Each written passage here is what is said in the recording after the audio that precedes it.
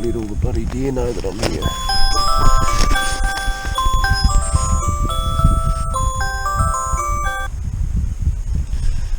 O'clock. Oh, this is day 6. I don't feel like getting out of bed. So snug. So cuddly. Probably had the best night's sleep of all nights last night. Okay, well that's camp packed up. You wouldn't even know I'd been here. It's now 6 o'clock. That took me nearly 45 minutes and I've still not quite got to where I want to get to. I need to now sidle about 400 metres over there. So I'm making good time though in terms of being ready before the sun rises. And then I'll slowly sneak my way down the ridge. I've got to work this wind. It's coming from, feels like it's coming from the north, east. Better look at the weather, see if I can get reception up on top. Hungry to make the most of my last morning in the Victorian Alpine, I climb and contour towards a new ridge system. The gusty conditions were far from ideal, but it's a long time between backpack hunts, so I simply refuse to leave without having a good crack.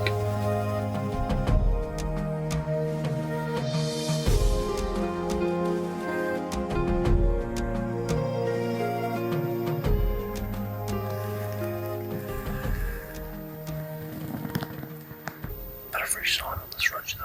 In fact, there's a very fresh sign right here, far out. I'm going to get onto deer very soon. Bugger it. Oh, it's pushing through all this bedding area. And I saw a soft shape look through the scope and it was a Sam standing up, looking in my direction, but all I could see was its neck and a little bit of its shoulder. I could have shot it to probably 35 metres, but I couldn't tell if it was a hind or a stag. And I really do actually want to try and put a stag down on this trip. And now the wind's swelled and I've just heard them move off. They didn't honk, but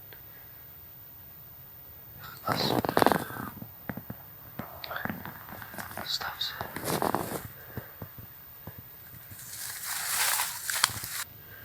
that's one bedding area. Here's the other bedding area. The two deer turned out to be hinds. They were tucked away on the lee side out of the wind, right on top of the ridge in the dry hop scrub, a typical place for them to bed, and yet no cigar. While I had several chances to take animals on this trip, I had set myself a goal to find a mature stag, an outcome that could potentially change in a split second. There seems to be more hinds on the spur. I haven't seen any fresh stag marks, but I'm seeing plenty of hind sign.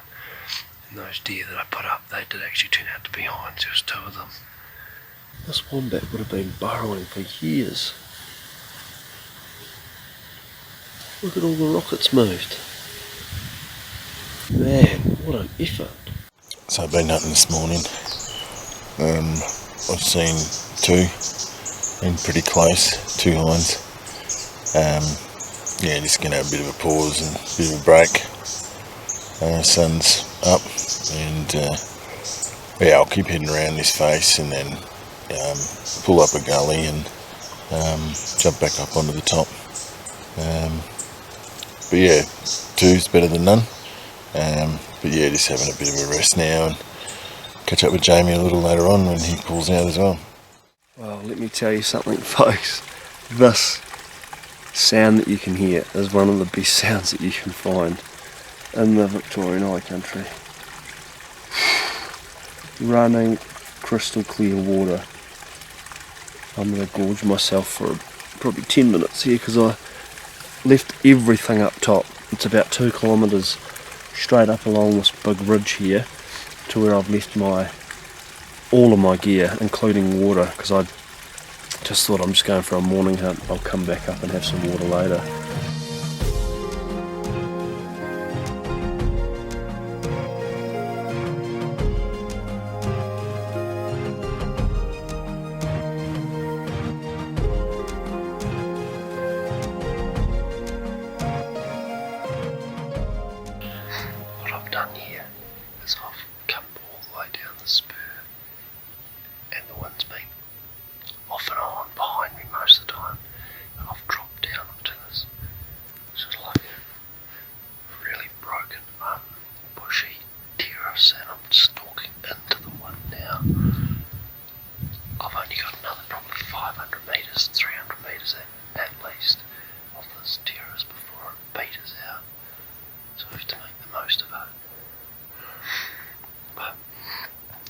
sometimes you have to do that. You have to sacrifice a bit of country to then get the wind right. And now that I've got the wind right, I've only got a small amount of country, but I'm really hoping it pays off, because there's game trails all through this. You can probably see one behind me. See that game trail behind me? Yeah, there it is.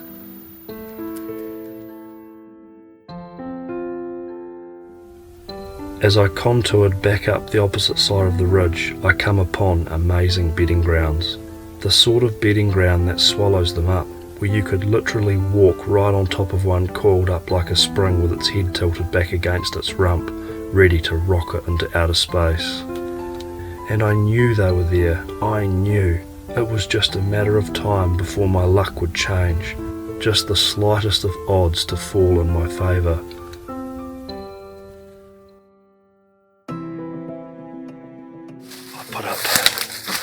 I put up another couple of deer before. One was a stag because they had very big prints. Didn't see them.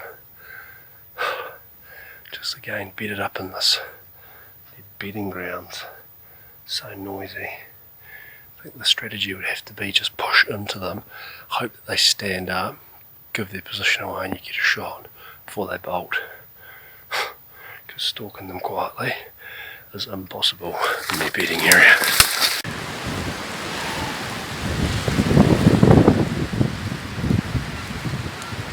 I'm not sure if you're going to be able to hear this, but I'm now on the northern face. The wind is perfect and it's a lot drier and more open than on the southern side, so this noise should give me plenty of chances to keep moving without being detected. And the time's just gone on 9:45, so the deer will be bedded now, and I'll just hope that I can walk them out of their beds. I'm going to be in their face today, or for this next hour and a half while I sneak my way back up.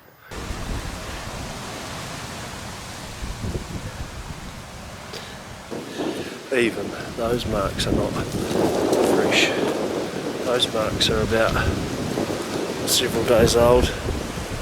That dirt's dried up. Though this is a drier face, so you expect the marks to be a lot harder to spot and probably quicker to disappear. It's just different to the southern face where you've got moisture. Yeah. It's literally like hunting two different environments.